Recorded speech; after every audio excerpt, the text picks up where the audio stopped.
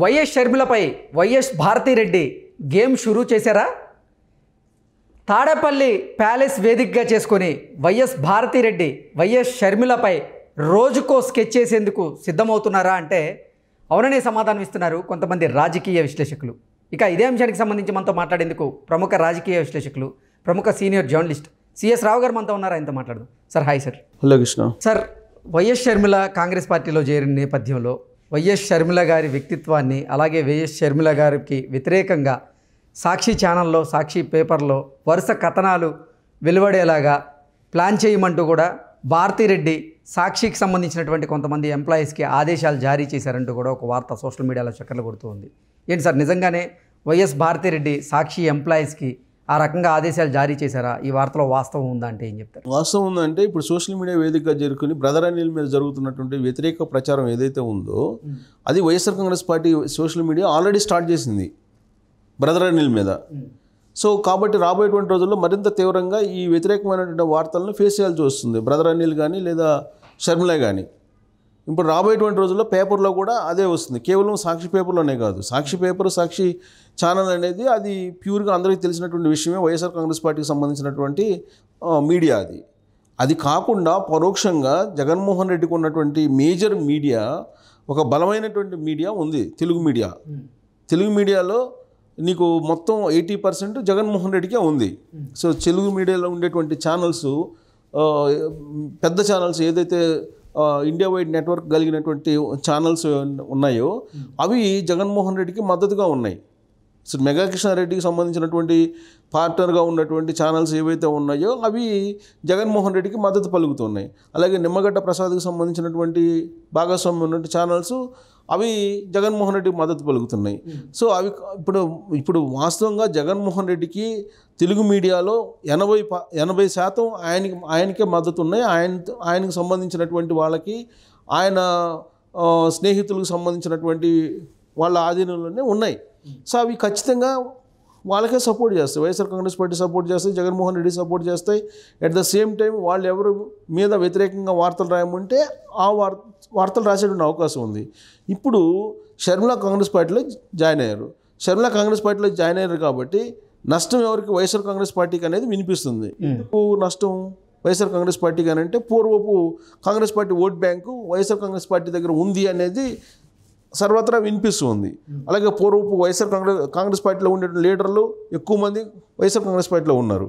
కాబట్టి ఇప్పుడు ఇమీడియట్గా డ్యామేజ్ చేయకపోతే, ప్రాథమిక దశలోనే షర్మిల భర్తను కనుక డ్యామేజ్ చేయకపోతే రాబోయేటువంటి నష్టాన్ని బేర్ చేయాల్సి వస్తుంది.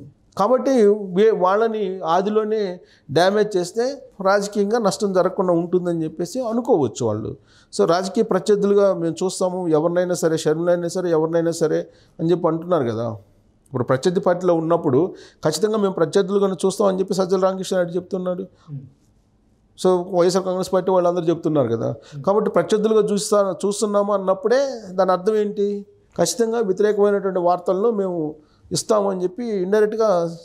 సార్, అవి రాజకీయపరమైనటువంటి ప్రత్యర్థిగా భావించి అటువంటి వార్తలే రాసే అవకాశం ఉందా, లేదా వ్యక్తిగతానికి సంబంధించి కూడా రాసేటువంటి అవకాశం ఉందా అంటే ఏం చెప్తారు? షర్మిల స్పీడ్ని బట్టి, షర్మిల ఎంత స్పీడ్గా జగన్మోహన్ రెడ్డి వైపు వెళ్తారో అంతే స్పీడ్గా రీబ్యాక్ అవుతాయి ఇష్యూస్. ఇప్పుడు షర్మిల వ్యక్తిగతమైనటువంటి అంశాలను తీశాను, జగన్మోహన్ రెడ్డి వ్యక్తిగతమైనటువంటి అంశాలు, లేదంటే జగన్మోహన్ రెడ్డికి సంబంధించిన ఫ్యామిలీ ఇష్యూస్ ఇండైరెక్ట్గా తీస్తే ఈయన వాళ్ళు కూడా ఇండైరెక్ట్గా తీస్తారు, లేదా డైరెక్ట్గా తీస్తే డైరెక్ట్గా తీస్తారు. దేనికైనా సిద్ధం అని చెప్పి ఉంటారు. ఎందుకంటే రాజకీయంగా నష్టపోవడానికి ఎవరు సిద్ధపడరు. రాజకీయాల్లో తల్లి చెల్లి ఎవరు ఉండరు అనేది సర్వత్రా వినిపిస్తుంది. రాజకీయాలకి కుక్కపిల్ల సబ్బు పిల్ల ఏది అతీతం కాదని చెప్పి కవి రాస్తాడు. అలాగే రాజకీయాల్లో ఎవరైనా ఒకటే, తల్లి అయినా చెల్లి అయినా పెళ్ళమైనా ఎవరైనా ఒకటే. సో కాబట్టి రాబోయేటువంటి రోజుల్లో ఇక్కడ చెల్లున్నారా, లేకపోతే ఇంకొకళ్ళు ఉన్నారా, తల్లి ఉన్నారా, ఇవన్నీ చూడరు. వైఎస్ఆర్ కాంగ్రెస్ పార్టీ మీద డ్యామేజ్ చేస్తూ రాజకీయపరమైన విమర్శలు చేస్తే ప్రతిగా అదే రాజకీయపరమైన విమర్శలు ఎదుర్కోవాల్సి వస్తుంది షర్మిల. అలాగే విజయమ్మ కూడా, ఒకవేళ విజయమ్మ చేస్తే. అలాగే బ్రదర్ అనిల్ చేస్తే బ్రదర్ అనిల్ కూడా ఎదుర్కోవాల్సి వస్తుంది. ఆల్రెడీ ఇప్పుడు వైఎస్ఆర్ కాంగ్రెస్ పార్టీ సోషల్ మీడియాను అబ్జర్వ్ చేసినట్లేదు.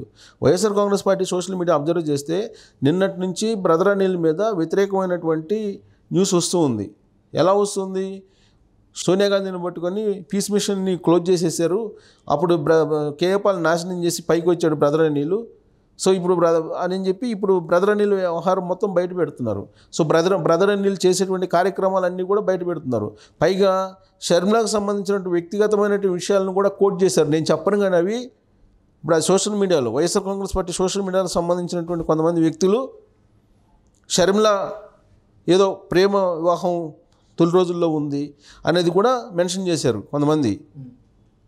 అలాగే బ్రదర్ అనిల్కి సంబంధించినటువంటి వ్యవహారాలు తొలి రోజుల్లో ఏదో ఉన్నాయని చెప్పి అది చెప్తూ ఉన్నారు. వాటిని నేను మెన్షన్ చేయదలుచుకోలేదు.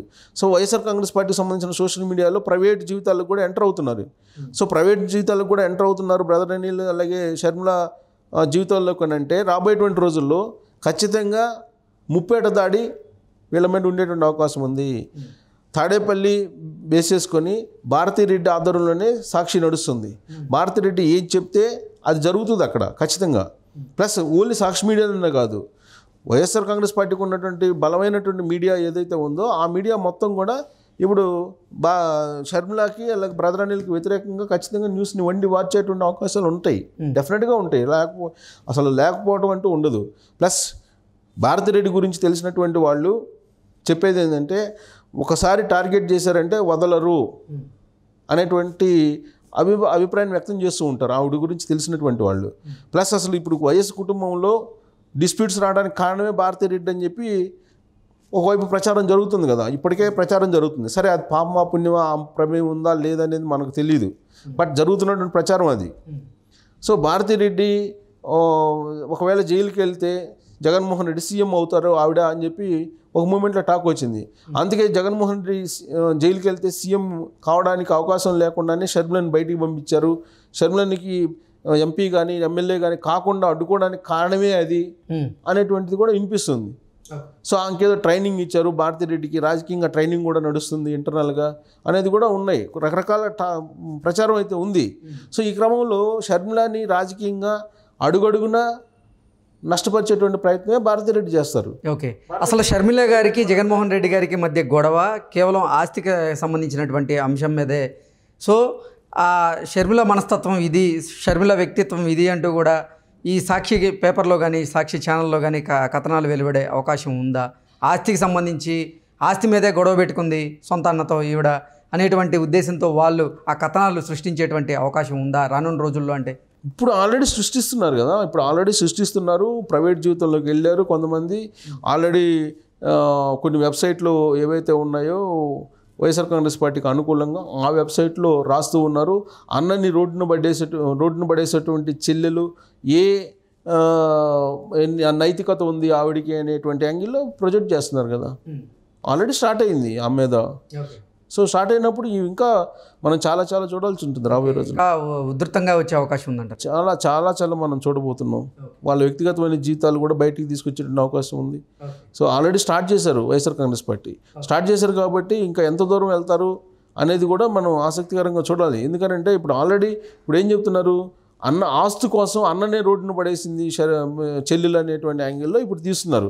అంటే అన్న ఆస్తులు ఇవ్వలేదు అనేటువంటి సంగతి ఏమో వాళ్ళు చెప్పట్లా.